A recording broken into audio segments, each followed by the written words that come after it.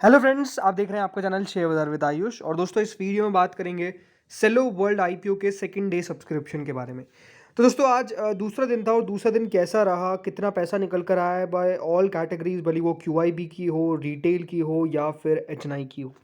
इनके बारे में दोस्तों इस वीडियो में हम चर्चा करेंगे, कितना कितना पैसा निकल के आया है। तो वीडियो को पूरा ज़रूर देखिएगा। उससे पहले अभी तक फ्रेंड्स, अगर आपने चैनल को सब्सक्राइब नहीं किया है तो आप चैनल को ज़रूर सब्सक्राइब भी कर लीजिएगा। So friends, Cello World limited IPO का आज सेकंड डे था और सेकंड डे भी कंप्लीट हो चुका है। अब बस एक दिन और बाकी है दोस्तों इस आईपीओ का, जो है 1 नवंबर, यानी अब 1 नवंबर बाकी है जब आप इसके अंदर पैसा लगा सकते हैं। नहीं, जो कल कल का दिन और है।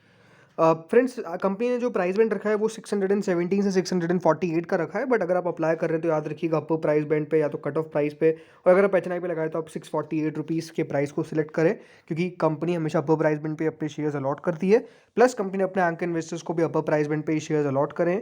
लोअर प्राइस बैंड का सिनेरियो तभी क्रिएट होता है जब कंपनी या तो अपने एंकर इन्वेस्टर्स को लोअर प्राइस बैंड पे दे, दूसरी बात अगर शेयर अंडर सब्सक्राइब हो तब जाके बैठता है। बट ओवरऑल जो इंपॉर्टेंट बात है वो यही है कि 648 का आपको एक शेयर मिलेगा। कितने शेयर्स मिलेंगे? एक लॉट में आपको 23 शेयर्स मिलने वाले हैं।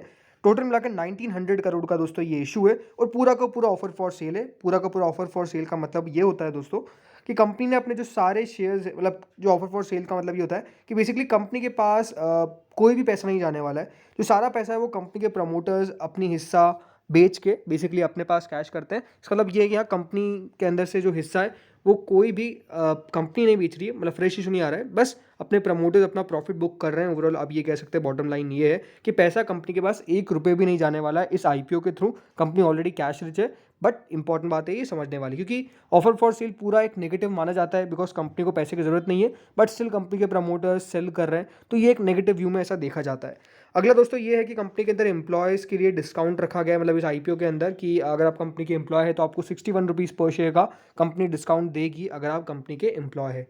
बाकी इसकी लिस्टिंग बीएसई एनएसई दोनों पर होने वाली है। सबसे पहले दोस्तों, अगर फर्स्ट डे का सब्सक्रिप्शन देखें तो पहले दिन दोस्तों क्यूआईबीज ने कुल मिला के 2% इस इश्यू को सब्सक्राइब किया था। एचएनआई कैटेगरी 99% भर गई थी, रिटेल कैटेगरी 38% भर गई थी और जो एम्प्लॉय कैटेगरी थी वो 45% भर गई थी।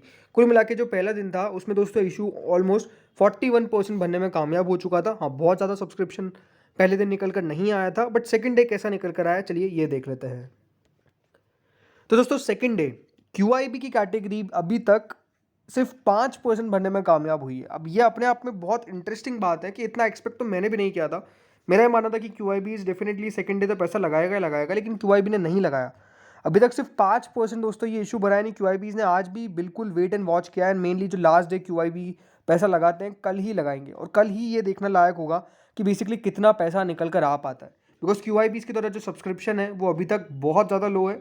बट अगेन नेचर है क्यूआईबीज का ऐसा है कि आखिरी दिन पैसा आता है। सो लेट्स सी कल कितना पैसा निकल के आता है। अभी तक ओनली 20 करोड़ भी रिसीव नहीं हो पाए हैं क्यूआईबी से, तो अपने आप में काफ़ी लो है। बट अगेन मैंने आपको पहले बताया कि क्यूआईबीज क्योंकि फर्स्ट सेकंड डे पैसा ज़्यादा नहीं लगाते, तो आखिरी दिन ही मेजरली पैसा निकल कर आता है क्यूआईबीज का। और आखिरी दिन डेफिनेटली फिगर देखने लायक होगा, बिकॉज अगर ज़्यादा नहीं लगाते हैं तो क्यूआईबीज डेफिनेटली कंपनी की वैल्यूएशंस को जस्टिफाई नहीं कर पाए, इसलिए क्यूआईबीज पैसा लगाएंगे नहीं। वो बेसिकली मुझे तो ये लगता है, लेट्स सी होता क्या है अगर पैसा नहीं आता है। तो वैसे तो मेरा यकीन है कि हाँ पैसा निकल कर आ जाएगा, जस्ट बिकॉज कंपनी अपने आप में बढ़िया है। अगली कैटेगरी आती है नॉन इंस्टीट्यूशनल बायर्स की। 4.57 टाइम दोस्तों नॉन इंस्टीट्यूशनल बायर की कैटेगरी अभी तक सब्सक्राइब हो चुकी है। कुल मिला के 1300 करोड़ के आसपास क्यूआईबी के बाद एचएनआई से तो रिसीव हो चुके हैं, यानी एचएनआई तो अच्छा भर रहा है। इसमें से बिग एचएनआई ने 5 टाइम्स एंड स्मॉल एचएनआई ने 3.55 टाइम्स।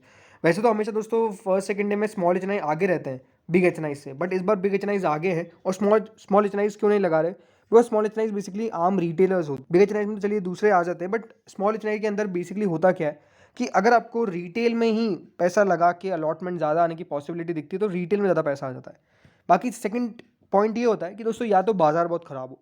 बाजार बहुत ख़राब का मतलब ये कि बाजार में कोई आपको सर्टेनिटी देखने को नहीं मिल रही कि हाँ ये आईपीओ कैसा कर पाएगा। जब एक अनसर्टेनिटी होती है तब डेफिनेटली दोस्तों स्मॉल या फिर एचएनआई कैटेगरी में पैसा उतना निकल कर नहीं आ पाता है, और स्पेसिफिकली उसमें भी स्मॉल एचएनआई कैटेगरी। इसके बाद दोस्तों रिटेल कैटेगरी आती है और रिटेल कैटेगरी कुल मिला के 1 गुना सब्सक्राइब हो चुकी है, 100% सब्सक्राइब हो चुकी है। 1.09 टाइम सब्सक्रिप्शन रिसीव हो चुका है। एप्लीकेशन वाइज 94% के आसपास है। लेकिन अभी तक दोस्तों रिटेल से 722 करोड़ रुपए रिसीव हुए। जिस तरीके से रिटेल भर रही है मुझे लगता है कि 3 गुना 4 गुना से ज़्यादा रिटेल नहीं भरेगी। तो इसके अंदर ये है कि अलॉटमेंट के चांसेस बहुत ज़्यादा ब्राइट नज़र आते हैं। जो कंपनी की एम्प्लॉय कैटेगरी है वो 1.33 टाइम्स बढ़ चुकी है, ऑलमोस्ट 15 करोड़ के आसपास रिसीव हुए हैं। और कुल मिला के टोटल ये जो IPO है वो 1.54 टाइम्स सब्सक्राइब हो चुका है, यानी कुल मिला के 2054 करोड़ रुपीज़ रिसीव हो चुके हैं। अभी ये कल देखना होगा कि क्या 2054 करोड़ बढ़ के 20,000 करोड़ हो सकता है या फिर 5,000 करोड़ 10,000 करोड़ के आसपास रह जाएगा। लेट्स सी होता क्या है कल, राइट।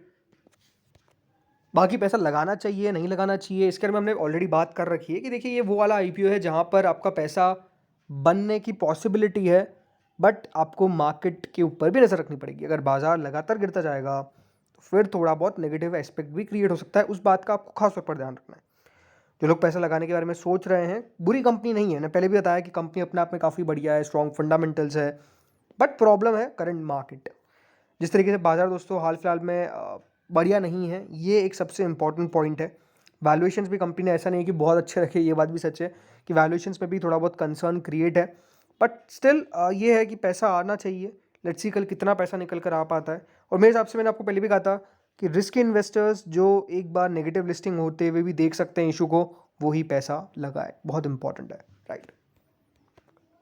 बाकी जो इसकी करंट ग्रे मार्केट चल रही है वो ऑलमोस्ट 130 रुपये के आसपास है, यानी 129 रुपीज़ है, 130 रुपीज़ है, ऑलमोस्ट 20% के आसपास का लिस्टिंग गेन की पॉसिबिलिटी दिखती है। अब याद रखिएगा ग्रे मार्केट है वो, मैं हमेशा कहता हूँ ग्रे मार्केट पे आग बंद करके विश्वास अगर आप कर रहे हैं तो फिर गलत है। ये ग्रे मार्केट पे आग बंद करके विश्वास नहीं करना है, बस ग्रे मार्केट एक इंडिकेशन है, राइट। ग्रे मार्केट जैसे ही बाजार नीचे आता है ग्रे मार्केट भी नीचे आ जाती है, बट अभी भी ओवरऑल हाँ सेलो वर्ल्ड की ग्रे मार्केट को लेकर ये कह सकते हैं कि अभी तक तो अपनी स्ट्रेंथ दिखाई है, स्ट्रेंथ को लूज़ नहीं किया है, ये अपने आप में सच बात है। बट लेट्स सी होता क्या है। जिस दिन लिस्टिंग होगी उसी दिन डेफिनेटली हमको सब कुछ पता चलेगा कि कंपनी कितने पानी में है, कंपनी कैसी है। इन द पानी में इन द सेंस कि हाँ कि इन्वेस्टर्स का बेसिकली पैसा बना पाया कि नहीं बना। जिन लोगों ने भी IPO में पैसा लगाया, अलॉटमेंट आया, पैसा बनना या फिर नहीं बना वो बहुत मैटर करता है, राइट। तो आई थिंक वो देखना काफ़ी दिलचस्प होगा।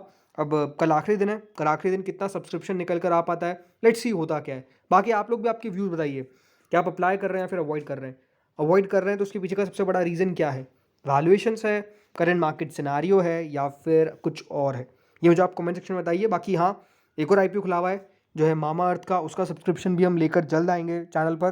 तो उसके लिए आप चैनल को सब्सक्राइब, नोटिफिकेशन बेल को प्रेस और इस वीडियो को शेयर करना ना भूलें, ताकि जो लोगों को इन्फॉर्मेशन नहीं मिली है उनको भी इन IPOs के रिलेटेड सारी इन्फॉर्मेशन मिल जाए। बाकी हाँ खास बात यही है कि अभी IPOs तो बहुत सारे हैं, सब्सक्रिप्शन भी काफ़ी कम है और अलॉटमेंट भी आने की पॉसिबिलिटी है, बट पैसा नहीं आ रहा है। रीज़न सिंपल है कि करंट मार्केट सिनेरियो डेफिनेटली बाज़ार के हित में नहीं है, इन्वेस्टर्स के हित में नहीं है। और जब तक दोस्तों पैसा नहीं आएगा, मतलब पैसा मतलब बाज़ार हित में नहीं जाएगा, बाज़ार अच्छा नहीं करेगा, तब तक IPOs में भी थोड़ी बहुत आपको सब्सक्रिप्शन लो देखने को मिल सकते हैं। बट स्टिल ऐसा नहीं कि IPOs नहीं आ रहे, IPOs अपने आप में लगातार आते जा रहे हैं। काफ़ी सारे IPOs की अनाउंसमेंट हुई है, हमने पिछले वीडियो में बात करी कि जो जो नए अपकमिंग मेन बोर्ड IPOs है उनके बारे में बात की, तो वो वीडियो भी आप जाके चेकआउट कर सकते हैं। इस वीडियो में इतना ही था। Thank you friends for watching this.